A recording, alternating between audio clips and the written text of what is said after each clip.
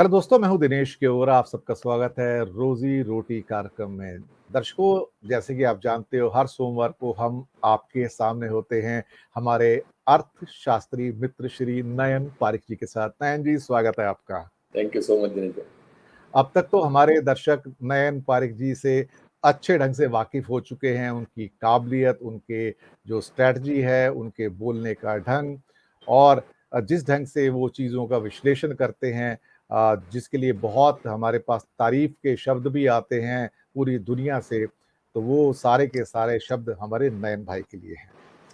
Thank you so much. पर मैं दिनेश भाई ये भी कहना चाहूंगा, the way you conduct the programme, कि आप ऑलमोस्ट एंकर की जगह you are an expert on the other side, तो उसके कारण जो नहीं नहीं डिस्कशन का सर, लेवल मैं है वो मैं इतना बढ़ एंकर ही जाता हूँ है सर। वो कि मैं एंकर ही, मुझे एंकर ही रहने तो दीजिए रोजी आई रोटी वुड में। Like to acknowledge that contribution and presence of yours, जिसके कारण ये जो हमारा रोजी रोटी कार्यक्रम आज जहां भी पहुंचा है वो इसके कारण है।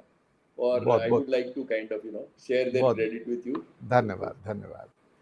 तो बहुत गुणी व्यक्ति, विद्वान व्यक्ति नयन पारिक भाई। और आज दर्शक मित्रों, हम बात करने जा रहे हैं गति शक्ति प्लान की। अब गति शक्ति प्लान कुछ ऐसा प्लान है जो क्या कहते हैं कि old wine in new bottle, जिसे अंग्रेजी में कहावत होती है। तो कभी कभी क्या होता है कि जो चीज सामने में नई नजर आती है, तो उसका जरा कुछ परतें निकाल के देखो तो पता लगता है ये तो पहले देख चुके हैं हम लोग। अब ये कुछ ऐसी स्कीम है गति शक्ति 100 लाख करोड़ की, यानी कि अब उसको गति देने की जरूरत है। तो लॉजिस्टिक के सारे उसको गति देंगे। प्रधानमंत्री जी ने 3 लगातार प्रोग्राम्स में, लाल किले के प्रोग्राम में, 15 अगस्त के प्रोग्राम में घोषणा की थी 100 लाख करोड़ के प्लान की। और 2019 में जब उन्होंने लाल किले की प्राचीर से देश को संबोधित किया था, तो इसका नाम दिया था मॉडर्न इंफ्रास्ट्रक्चर 100 लाख करोड़ का, जिससे रोजगार भी प्राप्त होंगे। पर शुरू नहीं हो सका, हालांकि वो कोविड ईयर नहीं था वो। फिर 2020 का आता है 15 अगस्त, वो कोविड ईयर था। वहां पे इसका नाम बदल के होता है, वही प्लान को री अनाउंस किया जाता है प्रधानमंत्री मोदी जी के द्वारा, national infrastructure pipeline NIP 100 lakh crore की, कि रोजगार प्राप्त होंगे और चीजें आगे बढ़ेंगी। चीजें शुरू नहीं हुई। फिर उसके बाद 15 अगस्त 2021 आता है और हमारे आदरणीय प्रधानमंत्री नरेंद्र भाई मोदी जी ने फिर से इसको एक नया नाम दे दिया, कि ये नया नाम आता है गति शक्ति कार्यक्रम की। जो हमारा नेशनल इंफ्रास्ट्रक्चर पाइपलाइन है, उसको हम अब गति शक्ति के नाम से जानेंगे। 100 लाख करोड़ का इससे रोजगार प्राप्त होंगे। और पुरानी बहुत सारी स्कीमें इसमें, सागर माला, भारत माला और जाने क्या क्या, सब मिला के उसको एक नया नाम दे दिया गया। तो क्या कहते हैं कि बॉटल नई है हर साल, शराब पुरानी है उसमें, लेकिन स्कीम आगे बढ़ती नहीं है। चलिए कोई बात नहीं, इसी के बारे में आज विवेचना करेंगे और हमारे विशेषज्ञ नयन भाई से पूछेंगे। नयन भाई, रंग रूप तो बदलता है पर काम ही शुरू नहीं हो रहा। जरा दर्शक मित्रों को बताइए कि ये गति शक्ति प्लान है क्या। जैसे आपने बैकग्राउंड में समझाया कि गति शक्ति है 100 लाख करोड़ का एक इंफ्रास्ट्रक्चर का मास्टर प्लान। जी और इसमें फोकस ये है कि भाई जो भी हमारे एंटरप्रेन्योर्स है वो अपना एक्सपोर्ट कर पाए। उनके जो लिंकेजेस है पोर्ट के साथ, एयरपोर्ट के साथ, पॉइंट ऑफ इवैक्यूएशन जहाँ से वो जो बनाते हैं वो पूरी दुनिया के सामने वो एक्सपोर्ट कर पाए, उसके लिए जो जो बॉटलनेक्स है उसको रिजॉल्व करने का एक ये प्रयास और एक ये प्लान है। और उसमें कोऑर्डिनेशन को ज़्यादा महत्व दिया है कि भाई साइलोज में डेवलपमेंट होता है, कहीं पोर्ट बनता है और सड़क कहीं और बनती है, और कहीं बाकी का इंफ्रास्ट्रक्चर और जगह जाता है। तो जो जो हमारे डिफरेंट इकोनॉमिक जोन्स है, जैसे फार्मा का हुआ, सिरामिक का हुआ, बाकी के इंफ्रास्ट्रक्चर जो उसकी नहीं उसको केटर कर पाते, उसके लिए जो जो इकोनॉमिक जोन्स है वहाँ से हमारे एंटरप्रेन्योर सीधा एक्सपोर्ट कर पाए, उसके लिए रेल के, उसके लिए सड़क के, उसके लिए पोर्ट के कनेक्शंस को मजबूत करना। और एक जो टारगेट दिया गया है वो ये कि 75 नई ट्रेन जो है वो अगले 75 वीक में बनी जाएगी। तो अब ये एक थोड़ा सा टाइम फ्रेम देने का प्रयास है। पर आपने जैसे कहा वो पिछला जो जो हमारे 2-3 साल से ये 100 लाख करोड़ का मामला चल रहा है, उसका कहीं ना कहीं एक स्टॉक लेने से हम लोगों को पता लगेगा कि किस चीज़ में हम कितने आगे बढ़े हैं। जैसे इस कार्यक्रम में हमने बताया है कि भाई अगले 25 साल में, उनका कहना है 100 साल जब इंडिपेंडेंस को हो जाए तब हम एनर्जी एफिशिएंट और एनर्जी इंडिपेंडेंट होना चाहेंगे, और उसके कारण जो भी पाइपलाइन बिछानी है, गैस पे हमारा जो एनर्जी मिक्स में फोकस करना है, वो सब अगले 25 साल में कैसे किया जाएगा या करने का एक जो प्लान है वो किया गया है। दूसरे दो प्लान की बात जो कही गई है वो ये कि भाई अब सैनिक स्कूल्स है उसमें गर्ल्स को भी एडमिशन मिलेगा, जो अब तक नहीं है, अगले साल से। पर ये देखिए तो ये अनाउंसमेंट 19 में राजनाथ सिंह जी ने एज डिफेंस मिनिस्टर कर दिया था। और एक जो हाइड्रोजन का प्लान हमारा किया है गया है, नेशनल हाइड्रोजन प्लान, वो भी मेरे ख्याल से हमारे वित्त मंत्री ने फरवरी में कहीं अनाउंस किया गया था। तो मैं समझ रहा हूँ कि ये सब चीज़ों का कोऑर्डिनेशन एक बेहतर बने, और जो 100 लाख करोड़ है वो एक कॉमन डिनोमिनेटर हर तीन अनाउंसमेंट में रहा है। तो उसके बारे में एक थोड़ा सा क्लैरिफिकेशन रहे कि भाई ये बदलाव क्या हुआ है, नई चीज़ क्या हुई है इसमें, क्या क्या हम लोग रीअलाइन करेंगे, क्या क्या हमारा फोकस बदलेगा।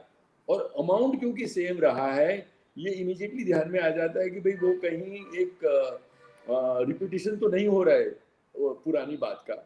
और जो नई चीज़ है उसमें जो कोऑर्डिनेशन की बात कर रहे हैं तो उसके बारे में कैसे कुछ आगे करें।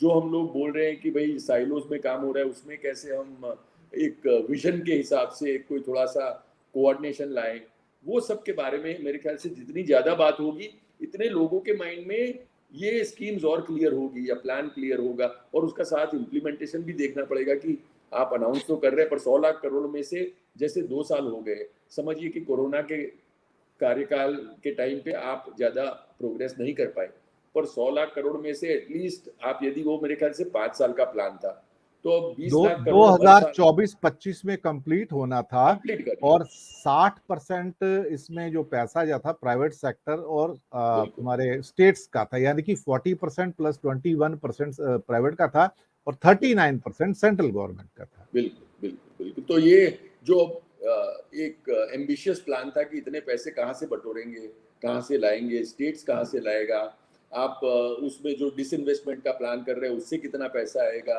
आपकी जो monetisation pipeline is actually to fund the NIP, national infrastructure pipeline को फंड करने के लिए फिर मोनेटाइजेशन प्लान, जिसका हम लोग रोजी रोटी में पहले भी बात कर चुके हैं, उसका कहीं ना कहीं प्लान था। अब ये जो प्लान बने हैं उसका एक तो आप यदि 20 लाख करोड़ का एक साल में कर पाए हैं कि नहीं, तो उसका साथ साथ में स्टॉक लेना कि भाई 2 साल हो गए तो अब क्या करेंगे, या अगले 3 साल में हम लोग कैसे ये 100 लाख करोड़ का जो बाकी का काम है वो कर लेंगे।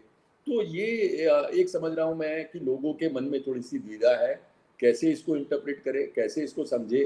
चाहे रिपीटिशन तो नहीं है, जैसे आपने कहा कि ये पुरानी चीज ही को नए नाम से तो हम नहीं बता रहे हैं, हाँ, ये सब मेरे ख्याल भारतमाला, से बहुत भारतमाला, क्लैरिफिकेशन की सागरमाला जरूरत। प्रोजेक्ट सब इसमें इंक्लूड हैं जो पहले बिल्कुल से चले आ रहे हैं। बिल्कुल बिल्कुल बिल्कुल। तो ये जो अनाउंसमेंट कहीं और मंत्रियों के द्वारा हो चुके हैं वो कहीं रिपीट हो रहे हैं इसमें, तो मेरे ख्याल से एक का यहाँ भी थोड़ा कोऑर्डिनेशन हो जाए तो दैट वुड हेल्प कि एटलीस्ट जो जो अनाउंसमेंट हुए हैं वो जब प्राइम मिनिस्टर के द्वारा होते हैं तो पहली बार अनाउंस हो, और उसका जो इम्पैक्ट पड़े वो जब किसी ने ऑलरेडी अनाउंस कर दी है वो बात, तो उसका इम्पैक्ट कम हो जाता है। अब इसमें सवाल ये पैदा होता है कि दो कॉन्स्टेंट्स हैं। एक बार को चलो मैंने मान लिया कि केंद्र सरकार अपने हिस्से का 39% लगा भी देगी, चलो मैं मान के चलता हूं। अब उससे ज्यादा हिस्सा तो राज्य सरकारों को दे दिया कि वो इन्वेस्ट करेंगे 40%। अब राज्य सरकारों को मिला लो सबका बजट तो भी केंद्र के बराबर 36 लाख करोड़ के बराबर शायद नहीं बैठता सबका मिला के भी। तो वो इतना कैपेक्स कहां से लाएंगे? निर्मला सीतारमण लगातार कह रही हैं कि स्टेट्स को अपना कैपेक्स बढ़ाना चाहिए। स्टेट के पास तो पगार देने को पैसे नहीं है सर। उनकी हालत ये है कि उनके पास जीएसटी का जो सेस का पैसा आता है वो भी नहीं आ रहा ढंग से। वो भी उनको एक तरह से सेंटर के सामने हाथ फैलाना पड़ता है कि हमें कुछ पैसा दे दो। तो उनके पास तो कुछ बचता ही नहीं है। ये या तो शराब का टैक्स है, और कई स्टेट में तो शराब का टैक्स भी नहीं है, या थोड़ा बहुत रियल एस्टेट का आ जाता है, जो गाड़ियों का आ जाता है, बाकी उनके पास तो कोई सोर्सेज है नहीं। तो कैपेक्स कहां से लाएंगे स्टेट्स? आप तो स्टेट्स के एडवाइजर भी रहे हैं सर, आपको तो बिल्कुल जितना अनुभव इस बारे में प्रैक्टिकली, वो तो हमें तो पता ही नहीं, हम तो सुनते हैं, आप तो करते आए हैं सर। तो स्टेट कहां से लाएंगी 40% सर? सही बात है आपकी। मैं समझ रहा हूँ कि राज्यों के लिए पैसे अपने बजट को संभालना ऐसे ही मुश्किल है, और जैसे आपने कहा कहीं कहीं राज्यों में फरवरी मार्च में मैं समझ रहा हूँ कि there is a ban and freeze, कि भाई लोगों के पेमेंट नहीं हो सकते हैं। आपने कहा सैलरी करने की भी कभी कभी तकलीफें आ जाती है, तो स्टेट से ये एक्सपेक्ट करना तो मुश्किल ही है। मैं समझ रहा हूँ कि एक और शायद रास्ता ये निकले कि हम लोग ये पूरे इंफ्रास्ट्रक्चर को कहीं वायबिलिटी के मोड पे ले जाएं, कि इस इंफ्रास्ट्रक्चर को कैसे वायबल करें। अब वायबल करने के लिए हमेशा ही हम लोगों को प्राइवेट सेक्टर की एफिशिएंसी पे निर्भर करना पड़ेगा, और यदि प्राइवेट सेक्टर आएगी तो वो कैसे यूजर फीस चार्ज करेगी, और वो हमारी जनता यदि पे कर पाएगी कि नहीं।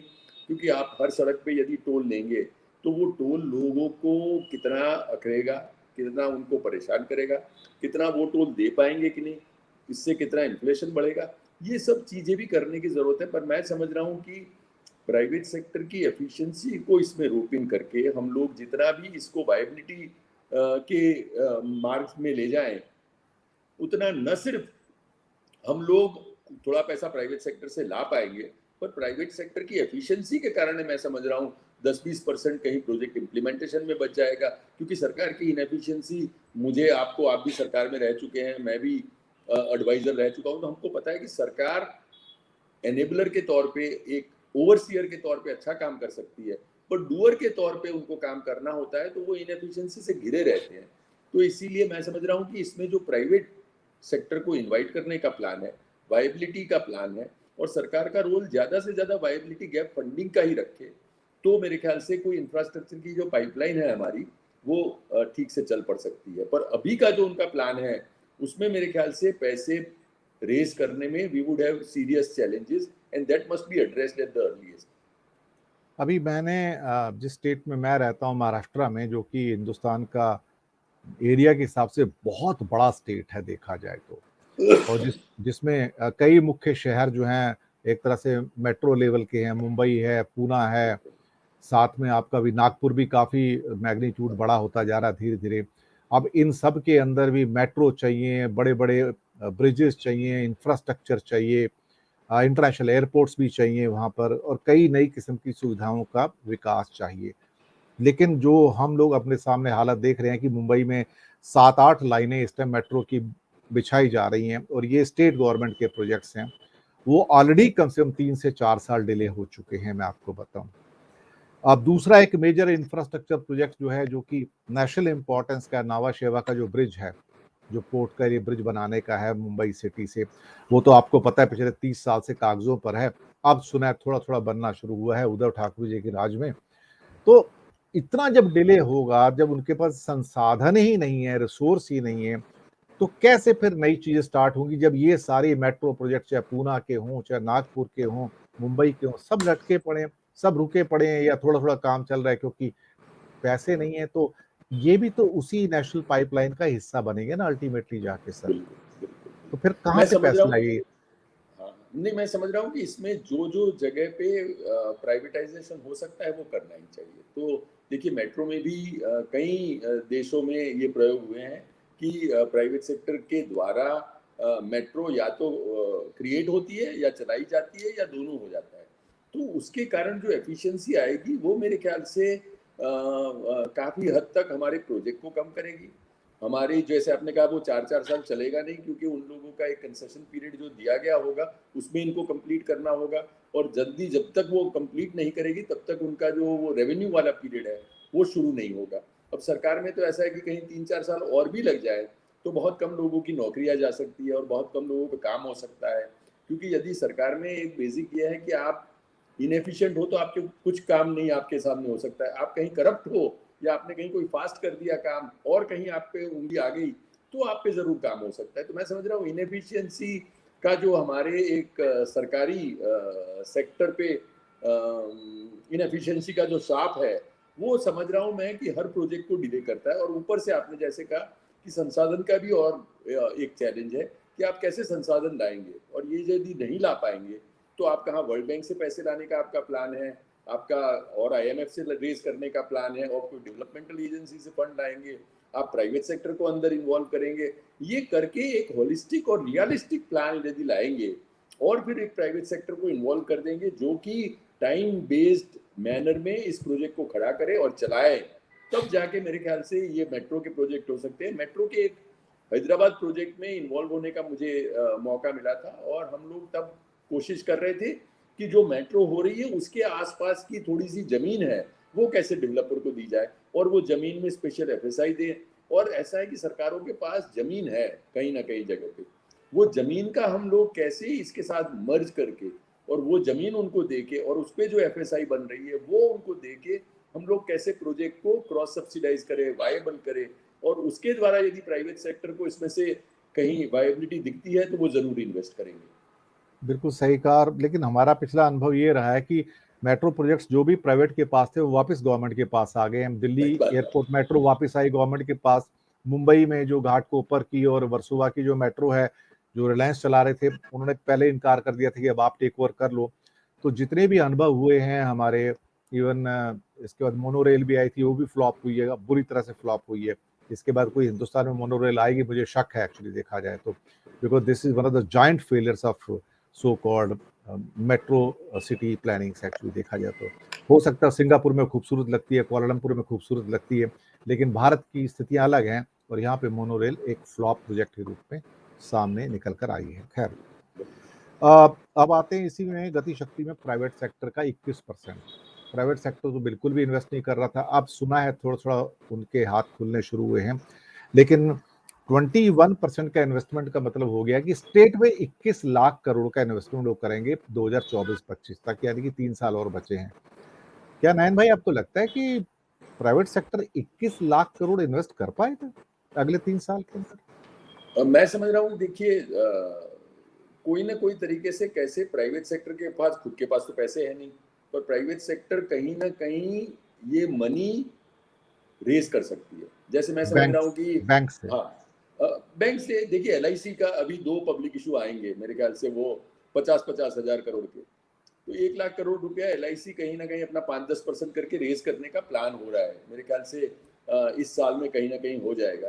अब एलआईसी का देखिए तो कहीं ना कहीं अपना जो खुद का हमारे सबका ही पैसा है, इंश्योरेंस में हमने जो डाला हुआ है सरकार के पास गया है, वही कहीं जाके आगे इक्विटी में इन्वेस्ट करते हैं, वो कहीं और जगह पे।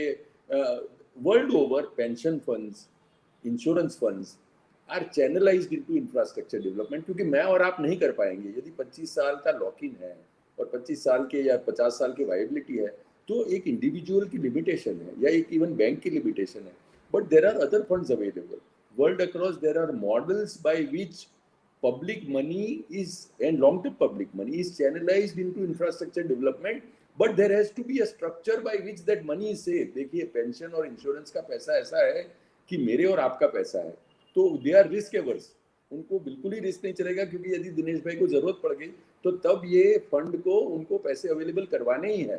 पर if we can manage risk and returns there, then I feel that at some kind of very modest return we can raise these funds and make these available for pipeline। पर हमको ये एंड टू एंड सोल्यूशन सोचना पड़ेगा। आपने जैसे सही कहा कि आपको सोचना पड़ेगा कि 21 लाख करोड़ कहाँ से आएगा, वो सोचो तो सही।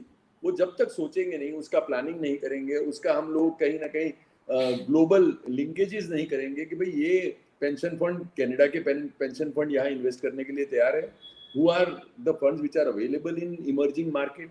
तो ये सब करके मेरे ख्याल से एक होलिस्टिक अप्रोच करे और पूरा सोचे कि ये आंकड़े बोलना बहुत आसान है कि भाई इतना आप कर लेंगे 1 लाख करोड़, पर एक्चुअली करने जाएंगे तो आपने जैसे कहा हर एक को सोचना पड़ेगा स्टेट कहाँ से लाएगा, प्राइवेट सेक्टर कोई ला पाएगा कि नहीं, एल&टी कितना कर करके ला पाएगा, बाकी के 4-5 जो है हमारे बिगर डेवलपर वो कितना ला पाएंगे, उसके बाद are we going to attract the bigger developers from across the globe, और वो यहाँ आके इन्वेस्ट करे तो ईज ऑफ डूइंग बिजनेस क्या है, हमारे यहाँ ब्यूरोक्रेटिक हैसल्स क्या है। तो ये सब चीज करके मेरे ख्याल से एक हम लोगों को उसका होलिस्टिक अप्रोच करके पूरा जो है उसको एनविजन करके एंड टू एंड सॉल्यूशन लाएंगे, तब जाके मेरे ख्याल से ये कहीं ना कहीं हम लोग अगले 5 साल में देखें उसकी संभावना है। इसमें एक खास बात मैं दर्शकों के लिए जोड़ दूं कि भारत के अंदर कुछ ही राज्य अपने आप में थोड़े बहुत सक्षम हैं कि वो इस कैपेक्स को लगा सकें, कैपिटल एक्सपेंडिचर कर सकें। अदरवाइज अगर आप सोचो कि 7-8 जो आपकी नॉर्थ ईस्ट की स्टेट्स हो गई, उड़ीसा हो गया, झारखंड हो गया, छत्तीसगढ़ हो गया, कश्मीर हो गया, बॉर्डर के जो हिमाचल और आपके उत्तराखंड हो गए, इसके अलावा कुछ और जो गरीब राज्य हैं मध्य उनकी प्रदेश, हालत तो राजस्थान, बीमारू स्टेट जो हम बोलते उनके थे, वो चार कहाँ कर पाए। उनके हालात ऐसे हैं कि उनके अपने वेजेस देने के पैसे नहीं होते, वैसे नहीं। टीचर्स को सैलरी नहीं दे पा रहे हैं, जबकि सबसे ज्यादा टीचर्स की वहां शॉर्टेज है। तो वो कैपेक्स का पैसा कहां से लेके आएंगे? तो फिर इसका मतलब केंद्र को अपने खाते से भी काम करना पड़ेगा और उन जो वीक राज्य हैं उनको भी सपोर्ट करना पड़ेगा, देखा जाए तो। खैर, ये एक डेवलपिंग कंट्री में समस्याएं तो रहेंगी, अल्टीमेटली संसाधनों की कमी है तो क्या कर सकते हैं। चलते हैं अगले छोटे से एक टॉपिक पर, टेल पीस पे, कि नयन भाई, महंगाई तो इतनी ज्यादा बढ़ रही है, रोज सुबह उठते हूँ तो मेरी जेब कट जाती है। मेरी नहीं, 130 135 करोड़ भारतीयों की जेब कटती है। रोज पेट्रोल डीजल के नाम पे ज्यादा पैसे ले लेते हैं, सीएनजी पीएनजी के नाम से, कभी एलपीजी के नाम से, कभी एडिबल ऑयल के नाम से, कभी घर में आने वाली पाइप गैस के नाम से, एलपीजी के नाम से, और कभी जो कमोडिटी प्राइसेस हैं, रोज आता है कि आज क्या कहते हैं कि कारों के दाम बढ़ गए, मोबाइल के दाम बढ़ गए, लैपटॉप के दाम बढ़ गए। मुझे तो हर चीज के दाम एक साल में 4-4 5-5 बार बढ़ते दिखाई देते हैं। और हाँ, पेट्रोल की तो अब आदत हो गई है, तो डेली बढ़ते हैं। तो जब मैं एक आम भारतीय होने के नाते रोज मेरी जेब में से पैसे निकल जाएंगे और मेरी पॉकेट में पैसे आएंगे ही नहीं, तो मेरा स्तर एक आम भारतीय होने के नाते कैसे बेहतर हो रहा है? ना तो वेज इंक्रीज होते नहीं और पैसे जो हैं वो भी चले जाते हैं। इसके अलावा बच्चों के स्कूल की फीस हैं, डॉक्टर के पैसे हैं, मेडिसिन के पैसे हैं, ये सारे भी देने पड़ते हैं, ट्रांसपोर्टेशन के पैसे हैं।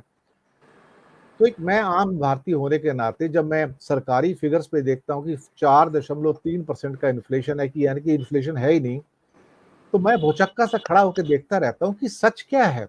सरकार दिखा क्या रही है? कि मेरी हालत ये है कि मैं ऑलमोस्ट मरने के कगार पर हूँ। सरकार कहती है आप कंफर्टेबल हो। सर, ये तिलिस्म क्या है? ये रहस्य क्या है सर? ये सरकारी आंकड़े तो ऐसा लगता है कि किसी और देश की कहानी कह रहे हैं सर। क्या है ये, एक हम लोग इंग्लिश में कहते हैं lies, dam lies and statistics.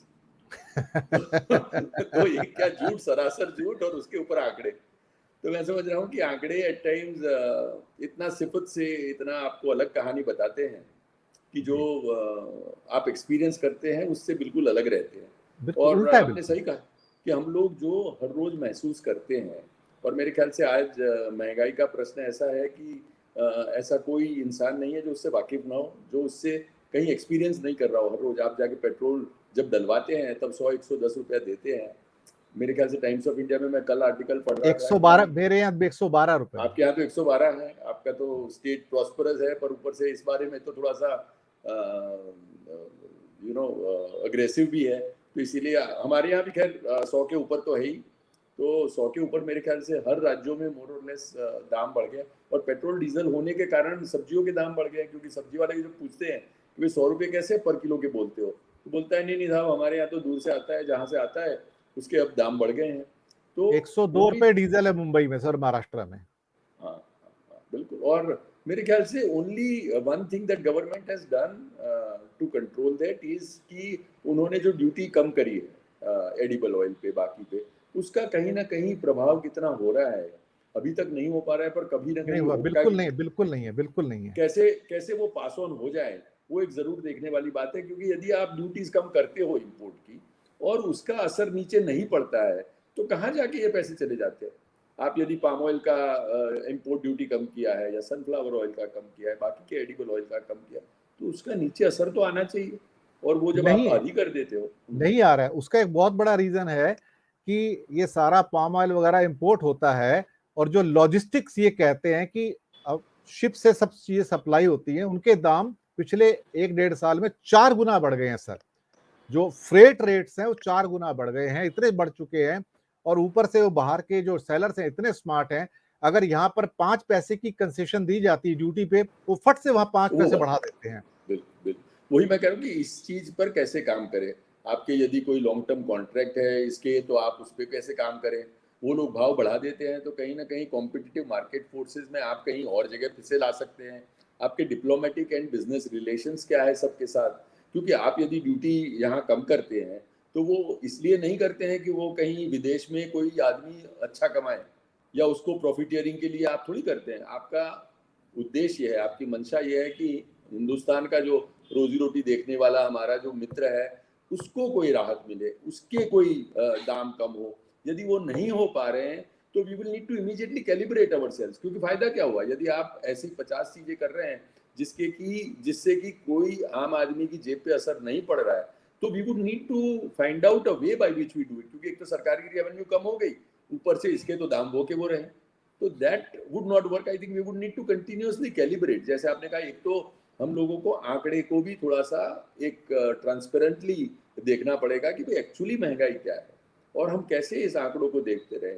हमको मेरे ख्याल से कम आंकड़े दिखा के कोई ज्यादा क्या अचीव कर पाएंगे, क्योंकि लोग फाइनली जो हर रोज महसूस करते हैं, आपने जैसे कहा हर रोज उठ के आपको जो तकलीफ होती है, परेशानी, वो परेशानी कम करने का सरकार का मकसद हो, तो वो तो आंकड़ों से नहीं आ पाएगा, क्योंकि आंकड़े तो मेरे ख्याल से आप और मैं पढ़ते हैं, 4 लोग और पढ़ते हैं, रोजी रोटी देखने वाले को थोड़ा पता होगा। वरना मेरी वाइफ को मैं पूछूं कि इन्फ्लेशन का रेट क्या है इस महीने का, उसको तो पता ही नहीं सीपीआई रेट क्या होता है। उसको तो वो पता है कि वो जब जाती है और सब्जी लाती है तो क्या पैसे देने पड़ते हैं, और कल क्या दे रही थी और आज क्या दे रहे हैं। तो आंकड़े तो मैं और आप और इकोनॉमिक्स और जो टीवी चैनल पे डिस्कस करते हैं वो देखते हैं रोज बरोज। तो वो गृहिणी, वो जो घर को चलाने वाली है, आपके मेरी वाइफ्स है, महिलाएं हैं, वो जब जाती है तब उनकी जेब में कुछ पैसा बचता है कि नहीं। मेरे ख्याल से उससे महंगाई क्या है वो नक्की होगी। वरना आंकड़े तो पेपर पे रहते हैं, आंकड़े तो हमारे डिस्कशन में रहते हैं, पर जो बाजार में कीमत होती है उससे लोगों पे असर पड़ता है। रोजी रोटी देखने वाले भी मेरे ख्याल से कुछ एक ऐसे लोग होंगे जिनको आप इन्फ्लेशन, सीपीआई इंडेक्स, ये वो बोलते हो, उसका कोई असर ही नहीं है। वो बोलते हैं भी मेरा दाम क्या हुआ, मेरा ऑयल कम हुआ कि नहीं, आपने इंपोर्ट ड्यूटी कम नहीं की उससे मेरे क्या फर्क पड़ता है, मेरे कम होने चाहिए दाम, मेरे इस महीने का जो तेल है मैं खरीद रहा हूँ उसमें कोई राहत मिलेगी कि नहीं, मेरा बजट कहीं ना कहीं मैं बैलेंस कर पाऊंगा कि नहीं। I think that is the end result that we want. बहुत सारी चीजों पे फर्क पड़ रहा है, लेकिन सरकार वहाँ उसके साथ प्रोग्राम को खत्म करेंगे। डीएपी डीएपी एक इम्पॉर्टेंट खाद है जिसका यूज किया जाता है किसानों के द्वारा यूरिया और बाकी खाद के साथ में। डीएपी की रेट आज से थोड़े समय पहले किसान के लिए 600 रुपये हुआ करते थे और टोटल उसका रेट 1200 करीब हुआ करता था। 600 रुपये की उसमें सब्सिडी थी सरकार की ओर से। फिर अचानक कुछ महीने पहले उसको सरकार ने रिवाइज करके 1700 रुपये कर दिया, क्योंकि गैस के भाव बढ़ते जा रहे थे, लेकिन किसान के लिए वो 600 रुपये रहा। तो वो जो सब्सिडी का पोर्शन था वो इंक्रीज हो गया। अभी पिछले दिनों अचानक से वो 1700 से बढ़कर 2400 रुपये हो गया। अब 2400 हुआ और किसान का रेट भी बढ़ा के 1200 कर दिया और सब्सिडी भी 1200 रुपए की हो गई। तो किसान के लिए एक स्ट्रोक में डीएपी का भाव डबल हो गया, 600 से बढ़ा के 1200। अब ये एक बड़ा इंपॉर्टेंट फैक्टर था जहां पर कि सरकार ने सब्सिडी बढ़ाने से इनकार कर दिया कि हम और सब्सिडी नहीं बढ़ाएंगे। अब आपको इसी एक जो उनका गनी बैग आता है, जो ये आपको 1200 को मिलेगा, अब 600 का नहीं मिलेगा।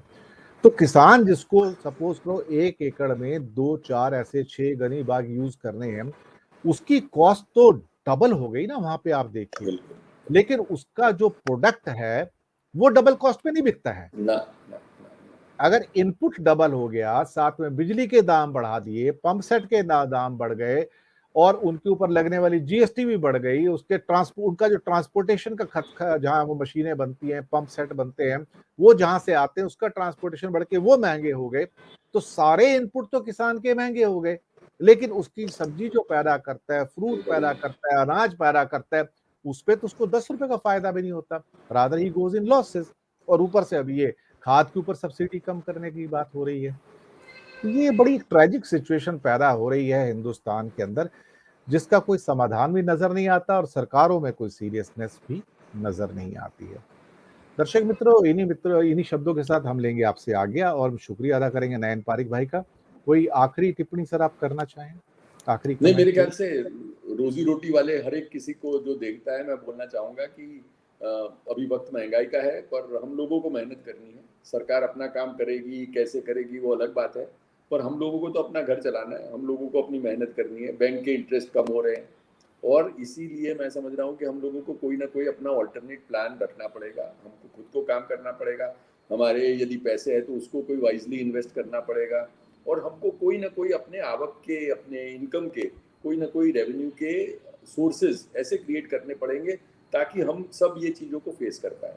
और उसके बिल्कुल लिए सही। मेरे ख्याल से कहीं ना कहीं हम अलग अलग टॉपिक के द्वारा ये लाते रहेंगे कि ये एक्चुअली जो सिचुएशन है वो कैसे फेस की जाए, और ये एक वक्त हम लोग जो अपना चल रहा है मुश्किल, उससे कैसे ठीक से गुजर जाए।